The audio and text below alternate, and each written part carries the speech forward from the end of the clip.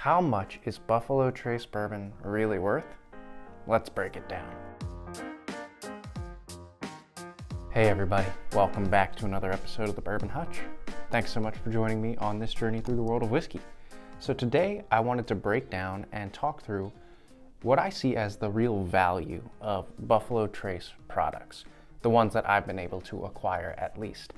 So this is the result of multiple comments that I've gotten on the channel, especially lately, on videos where I feature Buffalo Trace products, just asking me what I see their value as, what I'd be willing to pay. People are probably wondering for themselves as they see them mostly marked up and very difficult to find in their own communities, as it is for me as well. They're just wondering, how much should I actually pay for this product? How much is it really worth? So I wanted to answer that for each of these bottles before me today and let you know what I think the real value is. We're gonna do this by kind of talking about three different price points or value points. First is going to be MSRP for each of these bottles, which is going to be kind of our benchmark. Then we'll talk about what I'd be willing to pay for my first bottle. So what I would pay to add this to my collection for the very first time, because I think oftentimes that's more elevated than what you'd be willing to pay on a regular basis. And that will be our third number, what I'd be willing to pay on a more regular basis to keep this product stocked. So hopefully that'll give you a good sense of the value of this, especially for wherever you are in your whiskey hunting journey. Without further ado, let's dive in. I've got these lined up from cheapest in terms of MSRP to most expensive, so we'll go in that order.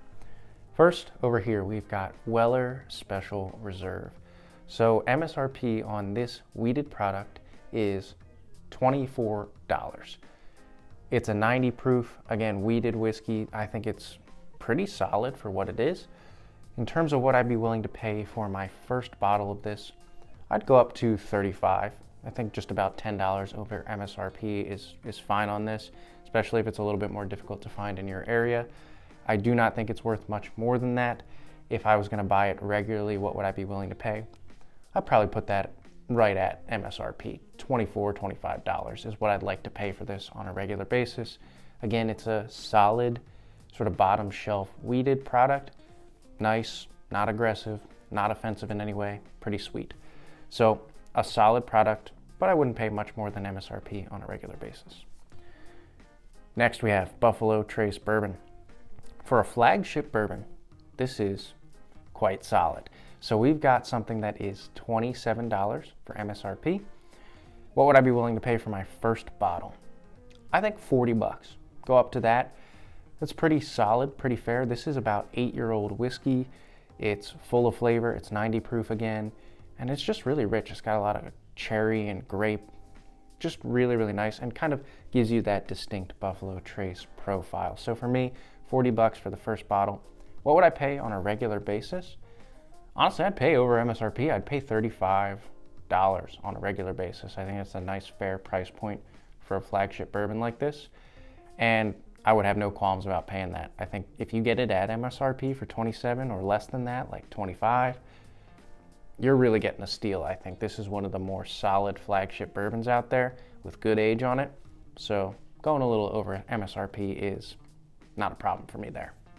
All right, next we've got Sazerac Rye. So this is like a 6-year-old rye, again, 90 proof, gets you into the rye territory with Buffalo Trace. In my experience, this one is a little more spotty than these other two that we've talked about so far.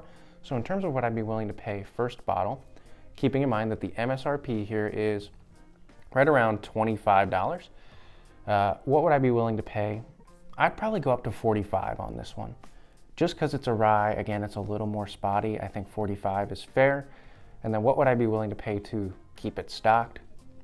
Kind of the upper edge, I'd say, is like 30 bucks. I think this is a solid, easygoing rye sipper, but I wouldn't regularly pay more than $30 for it once I've tasted it and have one in my collection. So again, it sits right nicely right around MSRP for me, and I wouldn't say it's sort of more valuable than that on a regular basis.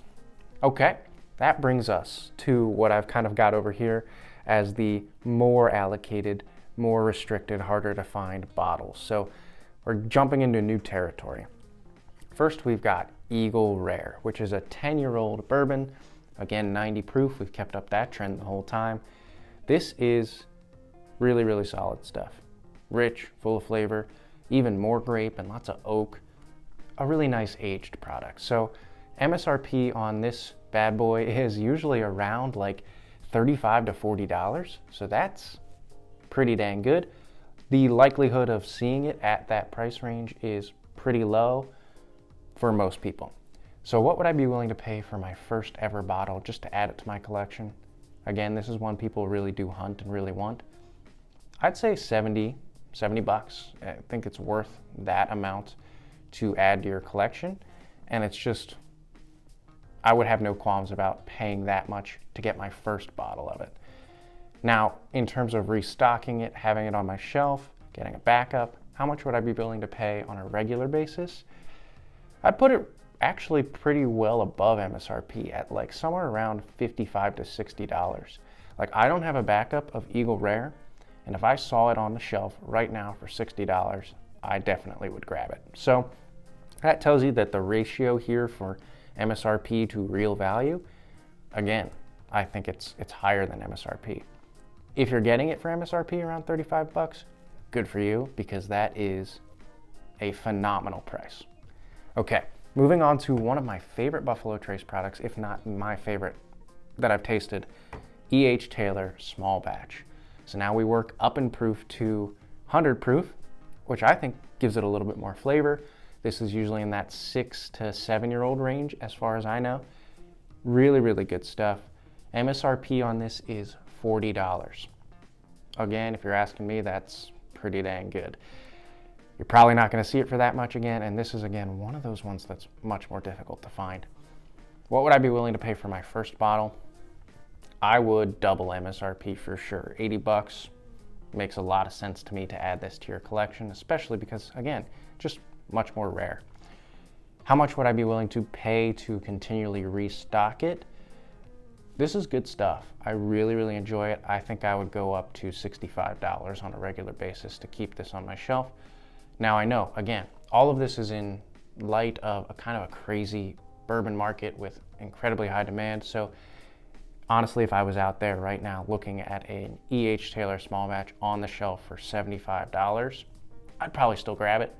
I just think that the true value, putting it on the same level of everything else I've tasted, in that $65 range, it shapes up nicely at that $65 price point.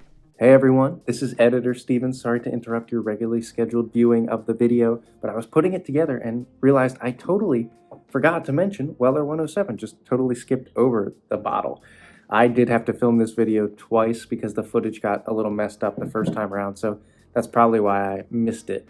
But let's go over it now. So in terms of MSRP, it's $50. I think that's pretty good. This one's full of like rich cinnamon and cherry for me, plus a lot of good brown sugar and oak. So a very quality product.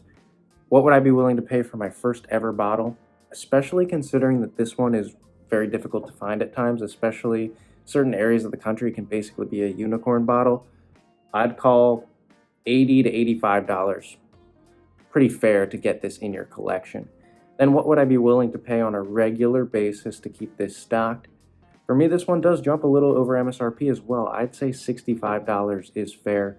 From what I'm tasting, the juice here, I really do enjoy it, and I think $65 is fair. All right.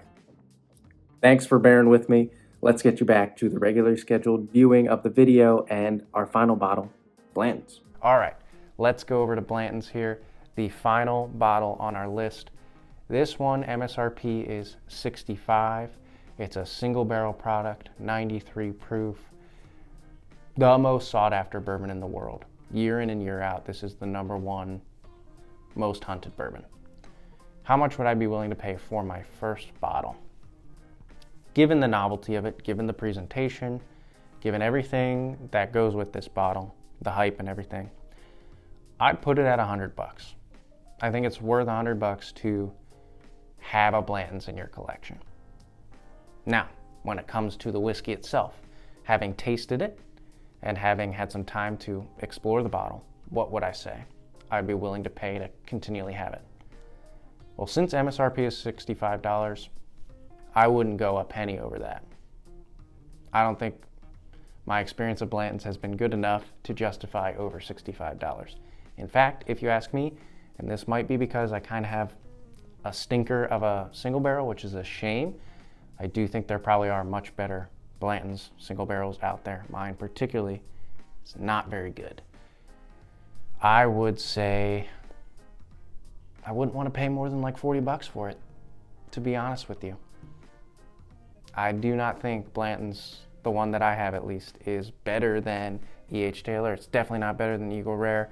I'd probably take Buffalo Trace over it, probably take the Sazerac Rye. It's about on the same level as the Weller for me, which is a shame. It's a real shame, but here's the thing. Again, it's a single barrel, so your mileage, your experience with Blantons may vary quite a bit. So for me, it's been a disappointing kind of experience, and I don't think I would go over MSRP because I've had that experience, and I do have a bottle, but I can understand paying over MSRP because of the novelty of it. So that is my breakdown, everybody. That's my full sort of assessment of these 7 bottles. Hopefully going through each of those 3 kind of value points of MSRP, first bottle, regularly stocking it, gives you a little bit more orientation in the market and in your own hunting journey. Again, let me know in the comments below, do you think I'm way off base with this list? Do you think I've totally missed it with one of these? Would you be willing to pay more, or would you not pay anything? Or do you think Buffalo Trace is just bad in general? Would love to start a conversation about what you think this whiskey is worth, especially as we continue to navigate such a crazy market. All right, that's going to wrap it up, everybody. Until I see you guys again for another video, all I can say is keep drinking good whiskey and cheers.